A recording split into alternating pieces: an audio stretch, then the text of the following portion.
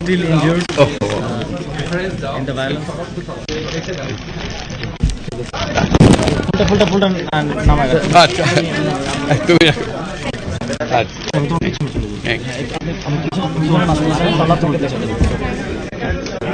আসসালামু আলাইকুম। আজকে আমাদের গৌরবের দিন,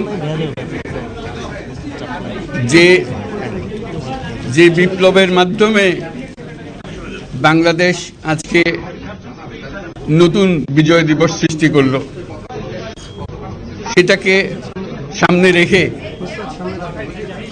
এবং আরো মজবুত করে আমাদেরকে সামনে এগিয়ে যেতে হবে। যারা এটা সম্ভব করেছে, যে তরুণ সমাজ,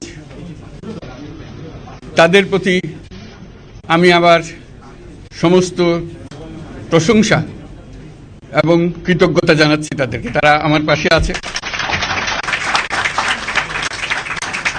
এরা এই দেশকে রক্ষা করেছে, এই দেশকে নতুনভাবে পুনর্জন্ম দিয়েছে এবং এই পুনর্জন্মে যে বাংলাদেশ পেলাম, সে বাংলাদেশ যেন অত্যন্ত দ্রুত গতিতে এগিয়ে চলতে পারে, সেটাই হলো আমাদের শপথ।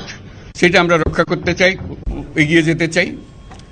আজকে আবু সাঈদের কথা মনে পড়ছে আমাদের, যে আবু সাঈদের ছবি বাংলাদেশের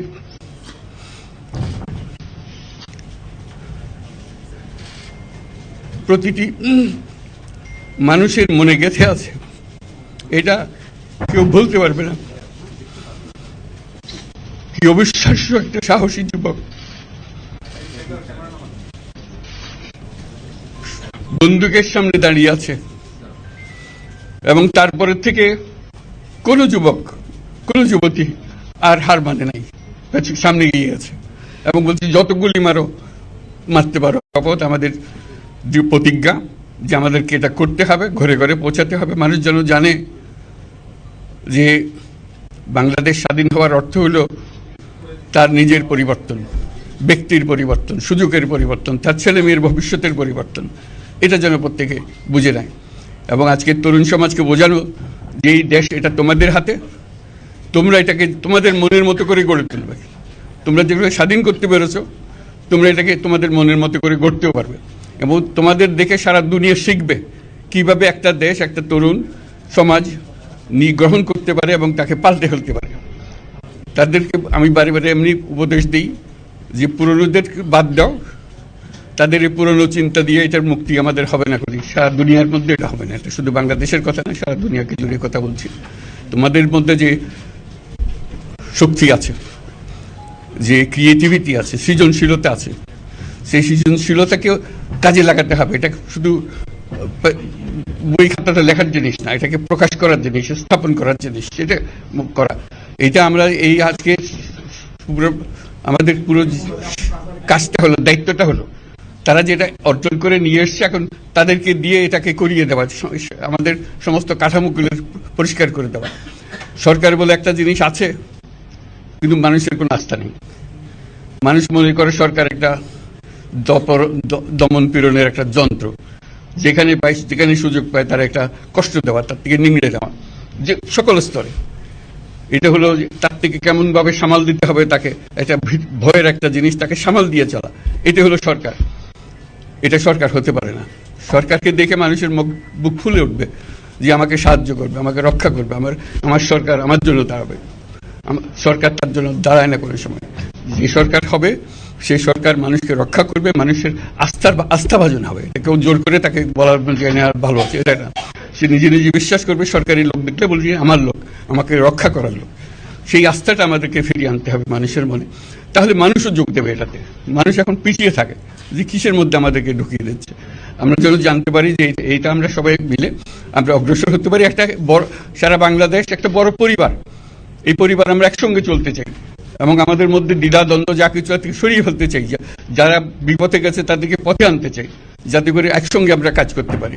এর মধ্যে আমরা শুনলাম, আসার পথে শুনে আসছি যে এখানে আইন শৃঙ্খলার ব্যাঘাত হচ্ছে, মানুষকে আক্রমণ করছে, ঘরবাড়ি জ্বালিয়ে দিচ্ছে, সম্পদ জ্বালিয়ে নষ্ট করছে, চুরি করছে, দিয়ে যাচ্ছে, অফিস আদালতে আক্রমণ করছে, সংখ্যালঘুদের উপর আক্রমণ করছে, হিন্দু, বৌদ্ধ, খ্রিস্টান, আহমদিয়া সবার উপর আক্রমণ করছে। এগুলো হলো ষড়যন্ত্রের অংশ। এগুলো আমাদের বিষয় না। আমাদের কাজ হলো এটাকে রক্ষা করা, সবাইকে রক্ষা করা, এটাকে প্রতিটি মানুষ আমাদের ভাই, আমাদের বোন, তাদেরকে রক্ষা করা এবং আমাদের একটা শৃঙ্খলা ফিরিয়ে আসা। বিশৃঙ্খলা, সহিংসতা এগুলো হলো অগ্রগতির বড় শত্রু। আমাদের যে যাত্রা শুরু হলো সেই যাত্রার শত্রু। কাজে এই শত্রুকে যাতে রোধ করা যায়, তাদেরকে বুঝিয়ে শুনিয়ে হোক, তাদেরকে আইন শৃঙ্খলার হাতে দিয়ে হোক, এটা বুঝাতে হবে। তাকে মেরে পেটে এটা ঠিক না, আইন শৃঙ্খলা নিজের হাতে ঠিক না। তাকে আমাদের আইন শৃঙ্খলা বাহিনী এমন হতে হবে, তাদের হাতে সুপর্দ করলে আমরা নিশ্চিন্ত থাকবে তার একটা বিহিত হবে। এমনগুলো আমরা হাতে দিয়ে দিলাম, 2 টাকা দিয়ে আবার ছেড়ে দিল, এটা যেন আবার না হয়। তা আমাদের সেই আস্থাটা আমাদেরকে আনতে হবে। কাজে আইন শৃঙ্খলাটা এখন আমাদের প্রথম কাজ। এই আইন শৃঙ্খলা ঠিক না হওয়া পর্যন্ত এটা আমরা অগ্রসর করার জন্য পদক্ষেপ নিতে পারবো না। আপনারা আমার উপরে আস্থা রেখে আমাকে জানিয়েছেন, ছাত্ররা আমাকে আহ্বান দিয়েছে, সেটাতে আমি সাড়া দিয়েছি। দেশবাসীর কাছে আমার আবেদন, আপনারা যদি আমার উপরে বিশ্বাস রাখেন, আমার উপরে ভরসা রাখেন, তাহলে নিশ্চিত করেন যে দেশে কোনো জায়গায় কারো উপরে হামলা হবে না। এটা আমাদের প্রথম দায়িত্ব। এটা যদি আমি করতে না পারি, এটা আমার কথা যদি না শোনেন আপনারা, তাহলে আমার প্রয়োজন এখানে নাই। আমাকে বিদায় দেন, আমি আমার কাজে থাকি, সেখানে আমি ব্যস্ত থাকি। যদি আমাকে প্রয়োজন মনে করেন, তাহলে আমাকে প্রয়োজন মনে করলে আপনাদেরকে দেখাতে হবে যে আমার কথা আপনারা শোনেন। আমার কথা না শুনলে আমার কোনো প্রয়োজন নাই। আমার প্রথম কথা হলো, আপনারা বিশৃঙ্খলা থেকে দেশকে রক্ষা করেন, আপনারা সহিংসতা থেকে দেশকে রক্ষা করেন, যাতে আমরা যা আমাদের ছাত্ররা আমাদেরকে পথ দেখায়, সেই পথে আমরা এগিয়ে যেতে পারি। এটা একটা খুব সুন্দর দেশ হতে পারে, বাংলাদেশ একটা খুব সুন্দর দেশের সম্ভাবনাময় দেশ। কাজে এই সম্ভাবনাগুলোকে আমরা নষ্ট করে দিয়েছি। এখন আবার সেই বীজতলা আবার তৈরি করতে হবে, আবার আমাদেরকে জেগে উঠতে হবে। তারাই এই বীজতলা তৈরি করবে, তাদের হাত দিয়েই হবে, এবং তাদের দিকে আমরা তাকাবো এবং আমরা তাদের নির্দেশ মতে আমরা অগ্রসর হব।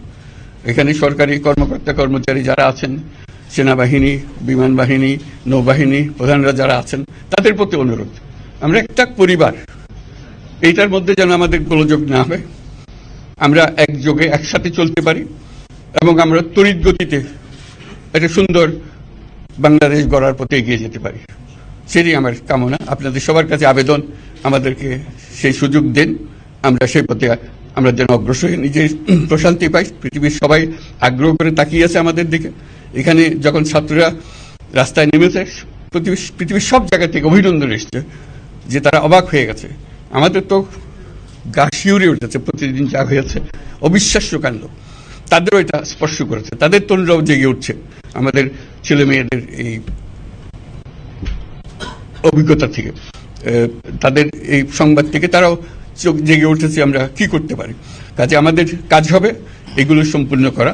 আমরা আজকে থেকে শুরু করলাম, যেটা আশা করি আমরা দ্রুত গতিতে এগিয়ে যেতে পারবো। সবাইকে ধন্যবাদ। আজকে কোশ্চেন আমি নিলাম না।